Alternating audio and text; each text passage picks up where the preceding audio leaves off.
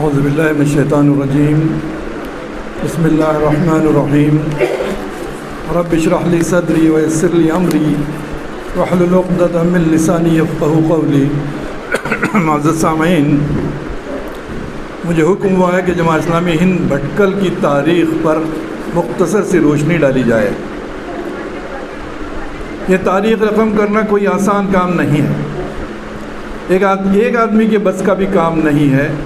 اس کے لیے چند افراد پر مشتمل ایک کمیٹی درکار ہے۔ پھر بھی مجھے حکم ہوا ہے کہ میں مختصر سی اس پر روشنی ڈالوں، تو میں نے کوشش کی ہے کہ اس میں جو بھی میرے سامنے حالات گزرے ہیں گزشتہ 55-60 سال کے عرصے میں اس کو اپنے علم کے مطابق آپ کے سامنے پیش کرنے کی کوشش کر رہا ہوں۔ اس میں حذف و اضافے کی گنجائش ہے۔ 55-60 تقریباً کے پہلے کے حالات، اس وقت کی باحیات شخصیات کے اسماء گرامی کا تذکرہ اس سلسلے میں ضروری ہے۔ اس میں اگر کچھ نام لینے سے رہ بھی گئے ہوں، جس کے لیے پیش کی معذرت۔ تحریکی فکر سے متاثر کئی افراد ایسے ہیں جن کا معاشرے میں کوئی نام نہیں ہے، نہ کوئی زور ہے، خاموش سے لوگ تھے۔ مگر کچھ افراد ایسے بھی ملیں گے جو اہم ذمہ داریوں پر فائز ہوتے ہوئے بھی جماعت کی فکر سے متاثر تھے۔ میں اس میں سب سے پہلے یہ معلومات آپ کی گوشے گزار کروں گا کہ انجمن ہائی اسکول کے سب سے پہلے ہیڈ ماسٹر مرحوم عید صدیق صاحب ترجمان القرآن لاہور کے خریدار تھے، جو مولانا مودودی کی ادارت میں لاہور سے نکلتا تھا۔ اس کے بعد اپنے اسکول کے زمانے کا تذکرہ کروں گا۔ جب کہ میں انجمن ہائی اسکول میں زیر تعلیم تھا، ہمارے ہائی اسکول کے زمانے سے ہی مرحوم عثمان حسن صاحب نے اسکول کے ہیڈ ماسٹر کی ذمہ داری سنبھالی تھی۔ 61-62 کا زمانہ تھا، جب کہ جماعت اسلامی ہند کے مرکزی ذمہ داران کے بھٹکل میں دورے ہوا کرتے تھے۔ انہی ایام میں مرکزی ذمہ داران میں سے مولانا عبدالرزاق لطیفی، مولانا عبدالعزیز، مولانا حامد حسین اور مولانا افضل حسین وغیرہ کے یادگار دورے ہم نے اسکول کے زمانے سے ہی ان کی تقریروں کو سنا تھا۔ طلباء سے بھی خصوصی خطابات ہوا کرتے تھے۔ میری یادوں کے نہا خانوں میں ان تقریروں کی صدائے بازگشت اب بھی گونجتی ہوئی محسوس ہو رہی ہے، جو ہم نے صدیقی مسجد میں ان کو سنا تھا۔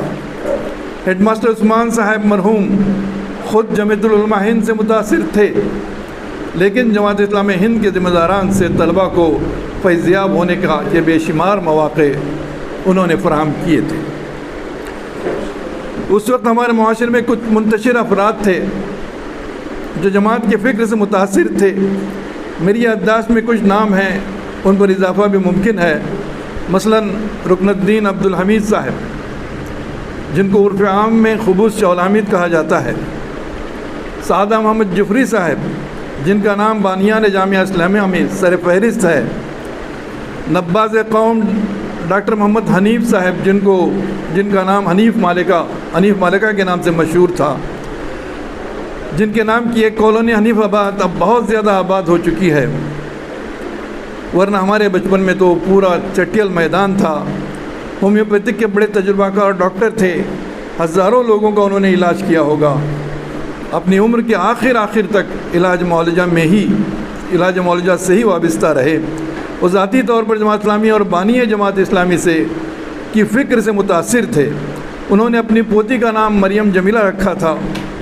جماعت اسلامی اور اس نام کے رکھنے کا محرک بھی بانی جماعت کی فکر سے ان کی قربت تھی۔ بعد کے ایام میں مرحوم برنڈا مالکہ، جو ادارہ تربیت اخوان کے بھٹکل میں قدم جمانے میں ان کا اہم رول رہا ہے، محتشم شوکت علی، سید موسیٰ کاظمی، برماور گورپا صاحب، ابو الحسن یعنی اس ہیڈ ماسٹر عثمان کے سسر صاحب مرحوم، یہ کچھ افراد تھے اپنی اپنی جگہ پر فکر جماعت سے متاثر تھے۔ پھر زمانہ مسلسل سفر میں رہا، ماہ و سال گزرتے رہے، دہائیاں بھی گزرتی رہیں، پھر کہیں جا کر یہ شجر برگ و بار لایا۔ چلتے چلتے میں ایک خاندان کا ذکر کرتا چلوں۔ اس خاندان کے بے شمار افراد فکر جماعت سے متاثر تھے۔ وہ ہے سادہ خاندان۔ ان بزرگوں میں سادہ بادشاہ صاحب، سادہ شاہ النامی صاحب اور ان کے برادران، پھر سادہ خاندان کی اولاد میں فکر جماعت کے بڑے پرجوش کارکنان ہمیں میسر آئے۔ اس میں سادہ محمد غوث صاحب، سادہ محمد طارق صاحب، سادہ محمد قاسم صاحب اور سادہ نذیر صاحب جن کا حال ہی میں انتقال ہوا۔ سادہ محمد غوث صاحب کا ان کے ایک کارنامے کا ذکر کرتے میں آگے بڑھوں گا۔ ان کی تعلیم منگلور میں ہوئی۔ ان کی کلاس کے ایک ساتھی تھے مرحوم ابراہیم سعید صاحب، جو کرناٹک کے امیر حلقہ بنے تھے۔ ایک بار کلاس میں سادہ محمد غوث صاحب اور ابراہیم سعید صاحب کے درمیان اسلام اور جماعت اسلامی کے بارے میں بحث ہوئی، تو ان کی تشفی کے لیے محمد غوث صاحب نے ابراہیم سعید صاحب کو لے کر اس وقت کے تحریکی بزرگ مولانا محمد یوسف صاحب کے پاس ان کو لے گئے، جو اس وقت منگلور میں کچی میمن مسجد میں امام تھے۔ مولانا محمد یوسف صاحب نے اس نوجوان ابراہیم سعید میں ایسی عقابی روح پھونک دی کہ وہ نوجوان تحریک کے آسمان کی بلندیوں پر کافی عرصے سے محو پرواز رہا۔ اس کی آواز کنڑا میں تکبیر مسلسل کی طرح بڑھتی گئی۔ اللہ تعالیٰ نے بڑی مختصر عمر عطا کی تھی۔ جو وقت ملا اس کا پورا استعمال کر کے نیکیوں کا خزانہ لے کر اللہ کی بارگاہ میں پہنچ گئے۔ اللہ ان دونوں کو بریق رحمت کرے۔ سادہ محمد قاسم صاحب، جن کو بھی اللہ نے بہت کم عمر عطا کی تھی، قلیل عرصہ دبئی کی سرزمین پر تلاش معاش میں مصروف رہے۔ صحت نے ساتھ نہیں دیا، بھٹکل واپس آ گئے۔ شمس نرسری قائم ہو چکا تھا، وہاں نگران کی حیثیت سے رہے۔ تحریک کے بڑے پرجوش حامی تھے۔ مرحوم قاضی شہر مولانا محمد اقبال ملا کے قریبی ساتھی تھے۔ نوجوانی میں ہی اللہ کو پیارے ہو گئے۔ میں ایک بات کا تذکرہ یہاں کرتا چلوں کہ آپ نے بارہا سنا ہوگا مولانا محمد اقبال ملا صاحب کی سرگزشت میں کہ جب ان کے خاندان کی طرف سے مخالفت ہوئی جامعہ میں داخلے کی، تو انہوں نے ارادہ کیا مولانا اقبال ملا صاحب نے کہ ہم منگلور میں جا کر ریل میں ملازم بنیں گے اور وہیں دینی علم حاصل کریں گے۔ تو ان کے ساتھ سادہ محمد قاسم بھی تھے اس وقت۔ تو تذکرے کے لیے میں نے آپ کے سامنے یہ بات رکھی ہے۔ دوسرے سادہ محمد طارق صاحب، تحریک اسلامی کے پرجوش حامی، ان کو کہا جا سکتا ہے کہ وہ تحریک کے عامر عثمانی کہا جاتا۔ ہم اس وقت دبئی میں ان کو عامر عثمانی کہا کرتے تھے۔ تو کافی عرصہ دبئی میں ان کا قیام رہا۔ جماعت اسلامی کے دفاع میں گویا شمشیر برہنہ تھے۔ پڑوسی ملک کے جماعت اسلامی کے افراد سے کافی تعلقات ان کے تھے، اور انہوں نے بہت سارے افراد کو جماعت اسلامی ہند کے رفقا سے ملایا۔ الحمدللہ آج بھی ان رفقا سے اب بھی رابطہ استوار ہے۔ نذیر سادہ صاحب کافی عرصے صاحب فراج رہے۔ تحریکی حلقے میں بے شمار افراد سے ان کا قریبی تعلق رہا۔ حال ہی میں ان کا انتقال ہوا۔ اللہ ان تماموں کو اپنی رحمت میں جگہ عطا فرمائے، ان کی مساعی جمیلہ کو شرف قبولیت عطا فرمائے۔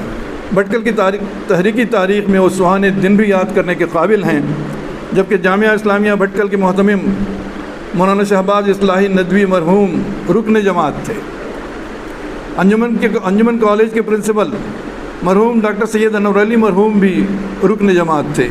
ڈاکٹر صاحب مرحوم نے مولانا شہباز اصلاحی صاحب کا کالج کی عمارت میں ہفتہ وار درس قرآن کا اہتمام کیا تھا۔ وہ بڑے اچھے دن تھے، مجھے بھی ان ایک دو نشستوں میں شرکت کی سعادت حاصل رہی۔ تحریکی اشخاص میں ایک نام کٹک رشید مرحوم کا آتا ہے، جماعت کے لیے بڑے مخلص تھے۔ ان کا ایک کارنامہ ہے جو سنہرے حروف سے لکھے جانے کے قابل ہے۔ مرحوم کٹک رشید صاحب نے ہی مرحوم برما اور سید عمر صاحب کو پہلی دفعہ اسلامک ویلفیئر سوسائٹی میں ساتھ لے کر آئے تھے۔ مرحوم سید عمر برما اور صاحب کی شخصیت تھی جو سوسائٹی کی صاف ستھری کارکردگی اور اس کی سرگرمیوں کو ایک نیا رخ دینے میں بہت ہی اہم رول ادا کیا تھا۔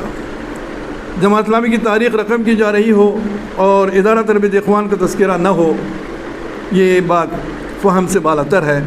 جماعت اسلامی کی تشکیل کی راہ گزر ادارہ طلب اخوان کے گلزاروں سے ہو کر گزرتی ہے۔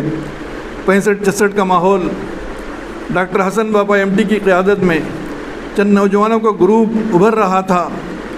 بھٹکل کا ماحول ایک نئی کروٹ لے رہا تھا۔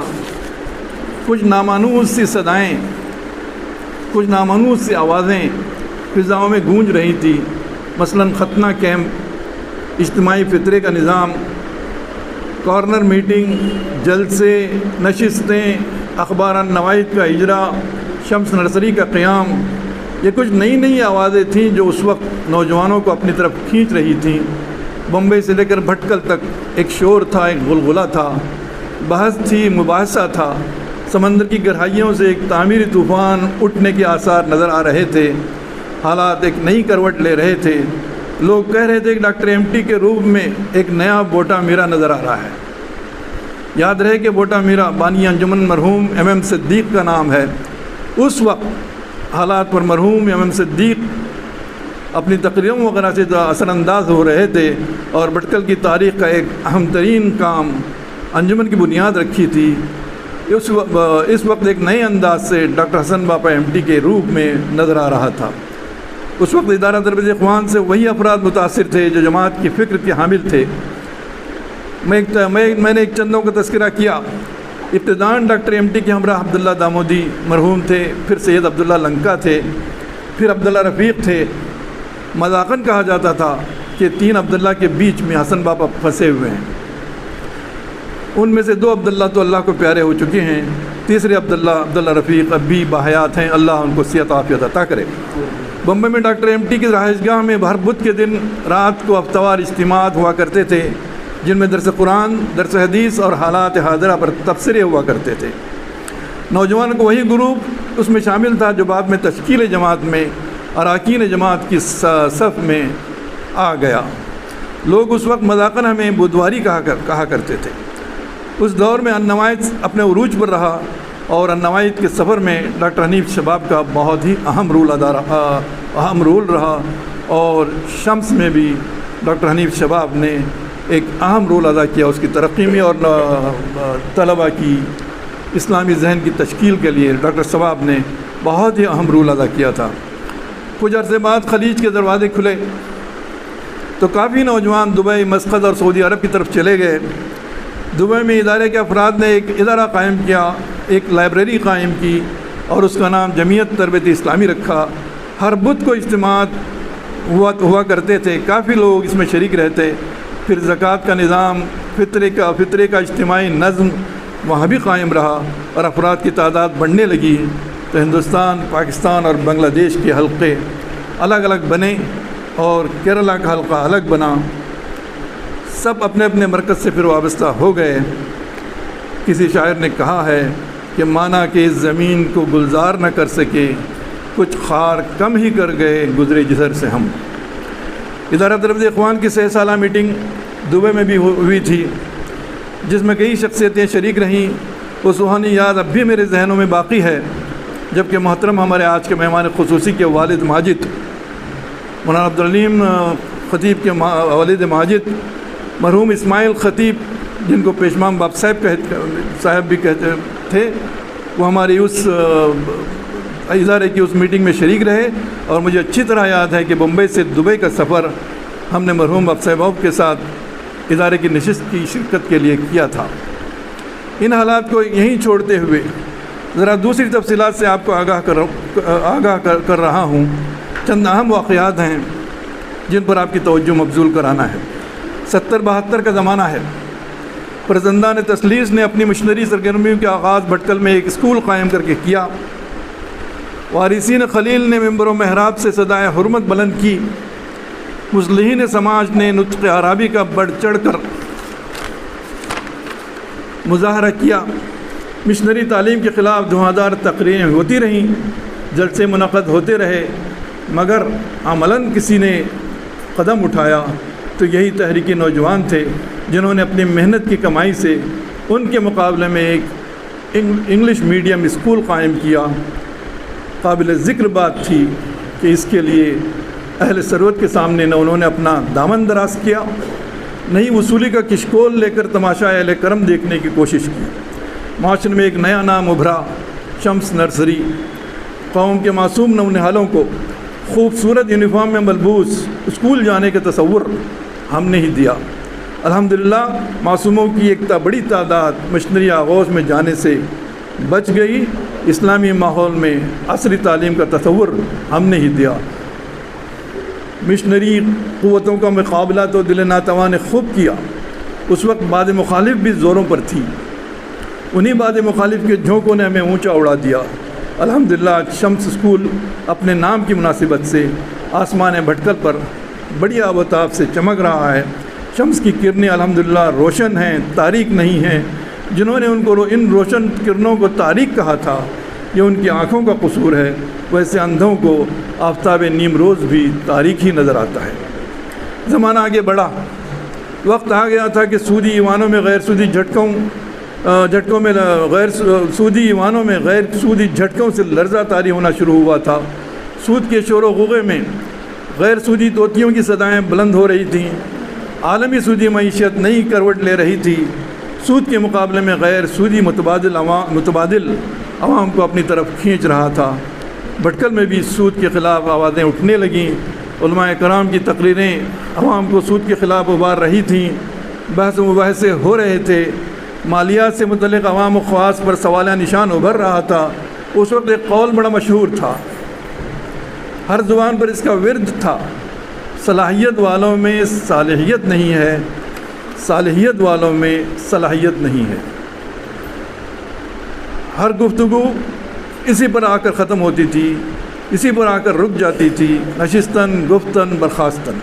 لیکن اس ماحول میں کچھ بیزور کمزور سے افراد تھے۔ ایک شام کو بیٹھ کر انہوں نے فیصلہ کیا کہ غیر سودی قرضہ جات کی فراہمی کا نظم کرنا ہے۔ عورتوں کے زیورات کا نیلام ہونے کا درد اور کرب ان کو بے چین کر رہا تھا۔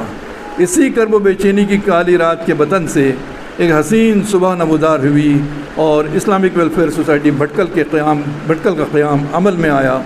فاروقی مسجد میں اس کا افتتاحی جلسہ 1983 میں منعقد ہوا۔